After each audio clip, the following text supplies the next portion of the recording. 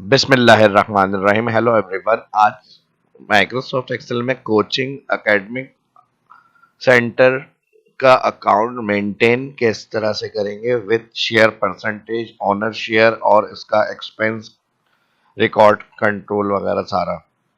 तो चलिए शुरू करते हैं आज की इस क्लास को। माइक्रोसॉफ्ट एक्सेल को ओपन करेंगे। यहाँ कुछ डेटाबेस मेरा बना हुआ है, उसके अंदर फॉर्मूले में आपको एक्सप्लेन करूंगा। ठीक है, वीडियो अच्छी लगे अभी लाइक कर दें, वरना वीडियो के आखिरी में लाइक जरूर करना है। और दोस्तों के साथ सोशल मीडिया पे कांटेक्ट वगैरह, अगर आप खुद भी पर्सनल ट्यूशन वगैरह करते हैं तो उसमें भी आप अपने रिकॉर्ड्स वगैरह एक्सपेंस की कंट्रोल कर सकते हैं। और अकेडमिक सिस्टम के हवाले से जैसे शेयर करनी होती है डिफरेंट रेट के ऊपर टीचर्स के साथ, परसेंटेज स्टूडेंट्स की फीस के हिसाब से, तो वो सारा सिस्टम माइक्रोसॉफ्ट एक्सेल में आज की वीडियो में मैं बताऊंगा। तो चलिए शुरू करते हैं। माइक्रोसॉफ्ट एक्सेल को ओपन करेंगे। यहाँ पे डेटाबेस पहले कौन कौन से ये देख लेते हैं। हमारे पास टीचर डेटाबेस होगा। अब टीचर डेटाबेस के अंदर हमारे पास teacher ID, teachers name, subject और उनकी फीस परसेंटेज जो वो चार्ज कर रहे हैं, या आपकी ऑनर शेयरिंग जो होगी ऑनर से डिस्कस करने के बाद फाइनली पर सब्जेक्ट के जो चार्जेस होंगे वो आप यहाँ पर परसेंटेज लिख लेंगे। ठीक है जी, जो जो टीचर को आप पे करेंगे फीस की। फिर उसके बाद स्टूडेंट डेटाबेस, जो आपके पास एडमिशन हो रहे हैं वो आपको यहाँ डेटा एंट्री करनी है स्टूडेंट के नाम के साथ उनकी आईडी। उसके बाद टीचर आईडी जो उनको पढ़ा रहे हैं, ठीक है जी, टीचर आईडी जो होंगी वो ऐड कर लिया। और फिर उन स्टूडेंट की कितनी फीस आपने रिसीव की है वो हमने यहाँ पे ऐड कर ली है। ये सिंपल टाइपिंग का काम होगा, आपको वन बाय वन इसमें डेटा एंट्री करनी है। ये रॉ डेटा है, सिंपल, कोई फार्मूला नहीं है। जहाँ फार्मूले होंगे वो आपके साथ शेयर करूंगा। नेक्स्ट शीट हमारे पास, अच्छा शीट बनाने का क्या तरीका है। अगर कोई फर्स्ट इस वीडियो को देख रहा है तो प्लस क्लिक करने से आपकी शीट आ जाती है कहीं भी। और अगर आपको इधर राइट या लेफ्ट अरेंज करनी है, आप इसको माउस लेफ्ट क्लिक से राइट की तरफ ले जा सकते हैं ड्रैग करके, और लेफ्ट क्लिक से पकड़ के आप इसको फर्स्ट में ला सकते हैं। तो जहाँ पे आपको जो शीट सेट करनी है इस तरह से आप रख सकते हैं। और किसी भी शीट में आपको नाम एडिट करना है प्लस, क्योंकि ये मेरी बनी हुई है शीट्स तो मैं इसलिए आपको एक्सप्लेन कर रहा हूँ। कोई बिगनर देख रहा है तो उसको प्रॉब्लम नहीं हो, राइट क्लिक करेंगे आप उस शीट के ऊपर रीनेम कर सकते हैं। जैसे मैंने इसका नाम दिया हुआ है टीचर डेटाबेस।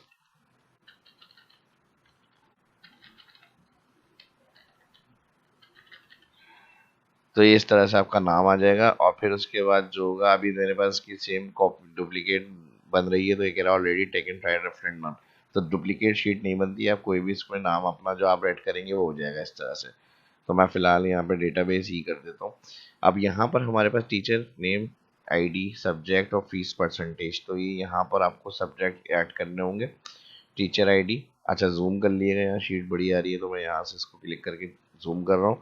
और यहाँ से आपको जो भी अपनी हेडिंग्स वगैरह बनानी होंगी, टीचर्स आईडी, और फिर उसके साथ आ जाएगा हमारा टीचर नेम।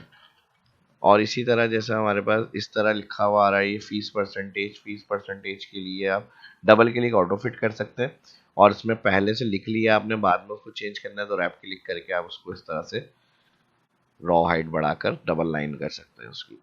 तो जब बड़ी हेडिंग्स होती हैं तो इस तरह रैप कर लेता है। अलाइनमेंट्स के लिए यहाँ से आप उसको सेट कर सकते हैं। इसके साथ ही हमारे पास जैसे टीचर, और यहाँ पे मैंने टाइप करते हुए इसे नेक्स्ट लाइन में लाना है तो ऑल्टर इंटर।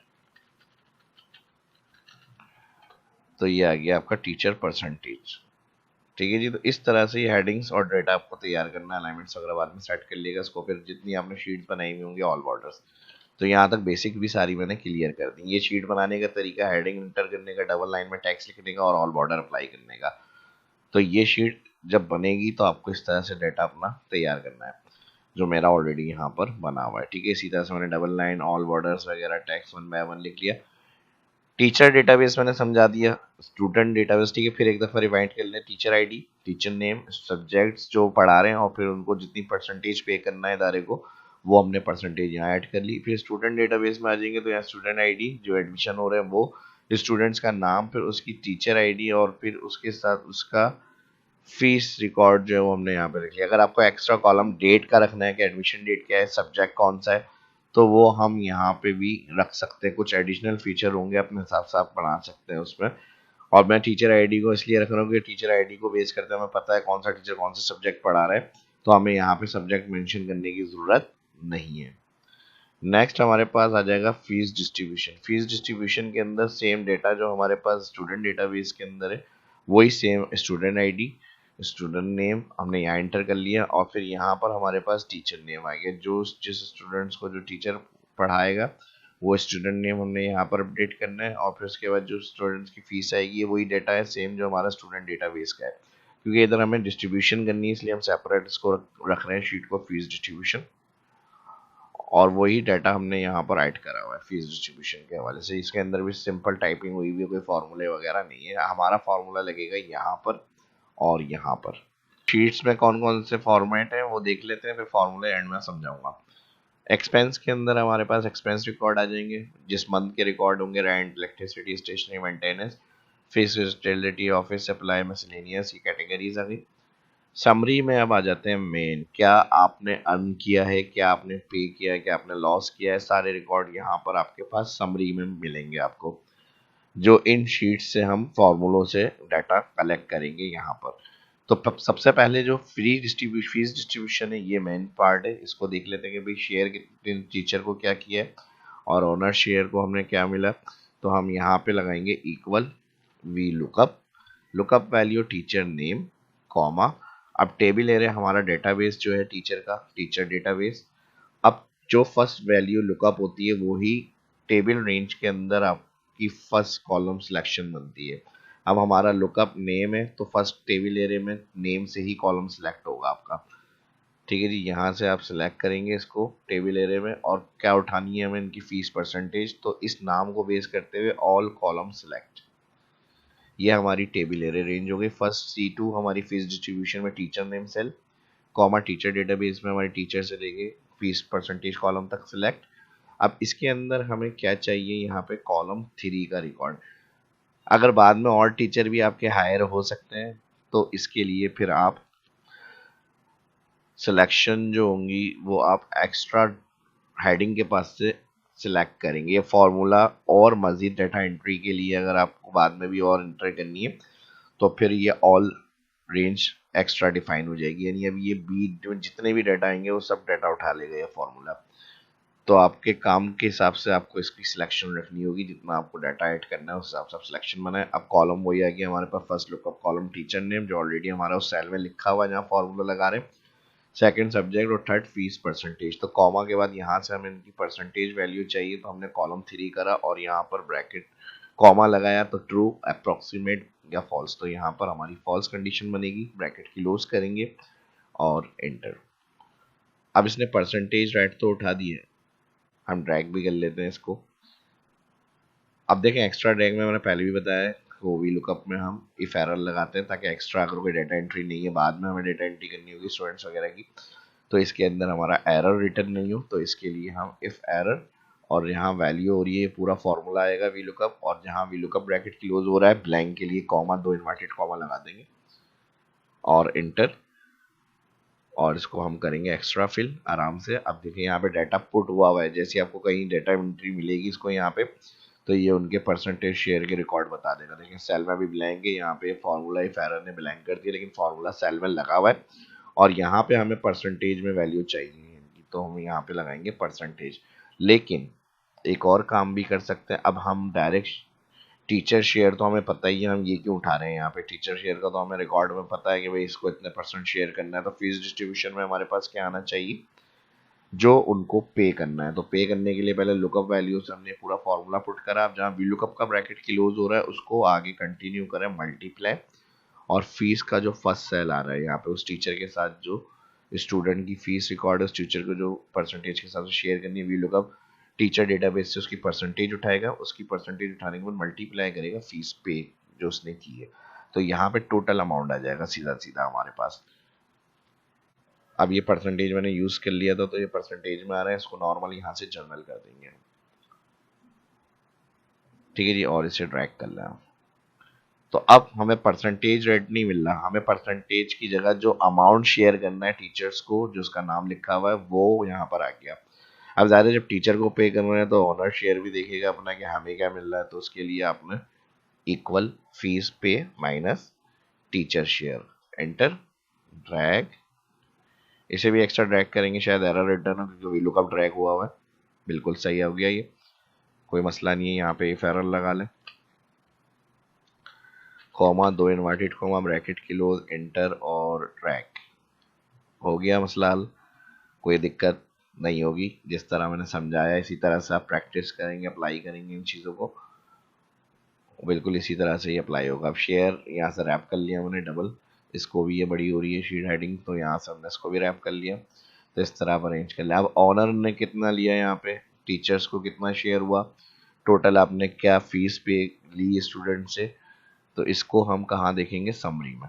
और ये टोटल एक्सपेंस में डेटा एंट्री का काम है। सिंपल आपको जो एक्सपेंस होंगे डेट के साथ, वो एक्सपेंस, उसका अमाउंट और उसकी कैटेगरी लिखनी हो ज़रूरी तो लिख सकते हैं, वरना ब्लैंक छोड़ दें, कोई मसला नहीं है। यहाँ पे आप देखें रेंट तो जाएगा ही जाएगा, लाजमी सी बात है। बिल आता है, फिर स्टेशनरी, फिर मिसलेनियस, टी एक्सपेंस, फलाना ढुंगाना, ये सारी चीज़ें भी लाजमी है। अब एक्सपेंस में हम आएंगे, टोटल इनकम क्या आई है भाई। समरी लाजमी चेक होती है कि भाई हमने क्या कमाया क्या नहीं कमाया। तो टोटल इनकम में हम इक्वल सम, अब ज़ाहिर फीस डिस्ट्रीब्यूशन में टोटल हमारी इनकम आई है, तो फीस डिस्ट्रीब्यूशन में जो फीस पे करी है ये इनकम है, रेवेन्यू जो जनरेट हो रहा है। तो यहाँ पे सम फॉर्मूला लगाएंगे, ऑल हेडिंग के पास सेलेक्ट करेंगे, बाद में भी कोई डाटा एंट्री होगी इसके अंदर तो वो हमारे पास सम में आ जाएगा। ये टोटल अर्निंग हुई, बिल्कुल ठीक है। अब उसके बाद किसका सम चाहिए हमें, यहाँ पे total payment to teacher, teacher को क्या शेयर किया हमने, तो fees distribution, total teacher share का जो अमाउंट है हेडिंग के पास से ऑल कॉलम इंटायर सिलेक्ट हो जाएगा, ब्रैकेट क्लोज। तो ये हमारी टोटल पेमेंट्स आ गई जो टीचर को हमने पे करी है। और सेम उसके साथ आ जाएगा हमारे पास एक्सपेंस। टोटल के लिए सिंपल सम फॉर्मूला ही लगता है, इक्वल सम ब्रैकेट ओपन, उसके बाद एक्सपेंस में ज़ाहिर एक्सपेंस शीट के अंदर मिलेंगे हम, एक्सपेंस में क्लिक, और फिर ऑल हेडिंग के पास से जो एक्सपेंस कॉलम होगा जो हमने सिंपल डेटा एंट्री करी हुई होगी यहाँ पे, वो सिलेक्ट, ब्रैकेट क्लोज, एंटर। अब नेट इनकम के लिए हम क्या करेंगे कि भाई हमने क्या कमाया है यहाँ पर, तो यहाँ पर इक्वल टोटल इनकम को पहले सिलेक्ट करा हमने। अब ज़ाहिर टीचर को जो पे किया वो माइनस हो जाएगा, इसके अंदर जो इनकम आई थी हमने शेयर किया टीचर को, जो परसेंटेज थी उनकी, टोटल टीचर को ये शेयर किया हमने, माइनस कर दिया इसको। फिर माइनस होगा टोटल एक्सपेंस जो हमारा आया है, तो माइनस एक्सपेंस सेल। अब जो बचेगा वो नेट इनकम होगी आपकी। इसमें अभी हो सकता है कुछ कमी आ रही हो अमाउंट के अंदर, तो 100 नेट इनकम अमाउंट आ रहा है, लेकिन वही ज़ाहिर ही मैंने अभी यहाँ पर आपको एक सैम्पल डाटा दिया हुआ है, तो एक्सपेंस आपके जो होंगे, जो टीचर्स पे होगा जितने परसेंटेज के हिसाब से होगा नेट, तो यहाँ पे आप परसेंटेज को कम ज़्यादा भी कर सकते हैं। अभी फ़िलहाल जो हमने यहाँ रखा है उस हिसाब से हमारे पास अमाउंट आता है। वैसे ज़्यादा 40-60 इस तरह की ही पे सिस्टम चल रहा होता है यहाँ पे। तो जो भी आपका दायरे पे सिस्टम डील होगा टीचर के साथ, तो उसी हिसाब से आपकी ऑटोमेटिक समरी में और नेट इनकम में इंक्रीज हो जाएगा अमाउंट। तो सिर्फ मैंने यहाँ से परसेंटेज चेंज करने का तरीका समझाया है, आपकी बढ़ भी सकती है कम भी हो सकती है, तो उसी हिसाब से आपका रेवेन्यू जनरेट होगा। ये फाइनल नेट इनकम होगी आपकी यहाँ पे। अब मजीद इसमें एडवांस ग्राफ वगैरह बनाकर आपको शो करना है चीज़ें, कैलकुलेशन मैंने मेन समझा दी, रिकॉर्ड मेंटेन आप कर सकते हैं आराम से। अब इसको एडवांस फॉर्मेटिंग के साथ जितना चाहें आप मजीद काम के लिए इसको आगे बढ़ा सकते हैं अपना। उसके लिए काफ़ी टॉपिक मैंने पहले भी अपलोड किए, मैं शाह इस्लाम यूट्यूब चैनल पर वीडियो के अंदर टैब में आएंगे तो यहाँ पे हर कैटेगरी के हिसाब से तकरीबन आपको फॉर्मेट मिल जाएंगे। इसके अलावा कुछ देखना सीखना चाहते हैं तो वीडियो के डिस्क्रिप्शन में कमेंट करके लाजमी बताएं, आने वाले टॉपिक उस वीडियो से रिलेटेड अपलोड करेंगे। और कोई फीडबैक हो उसके लिए भी लाजमी कमेंट करके बताया करें। और वीडियो अच्छी लग गई जिन्हें, वैसे सभी को अच्छी लगती है लेकिन लाइक नहीं करते, पता नहीं क्यों, तो लाइक ज़रूर किया करें ताकि और तक भी नोटिफिकेशन जाए, और खुद भी इसको कोशिश करें, शेयर है इल्म है उसको दूसरों तक भी पहुँचाएं। तो ग्रुप्स में, सोशल मीडिया पे, दोस्तों के साथ, अपने नेटवर्क में जितने भी लोग हैं उनके साथ भी इसको लाजमी शेयर करें। ठीक है जी, मिलते हैं नेक्स्ट वीडियो के अंदर। अल्लाह हाफिज।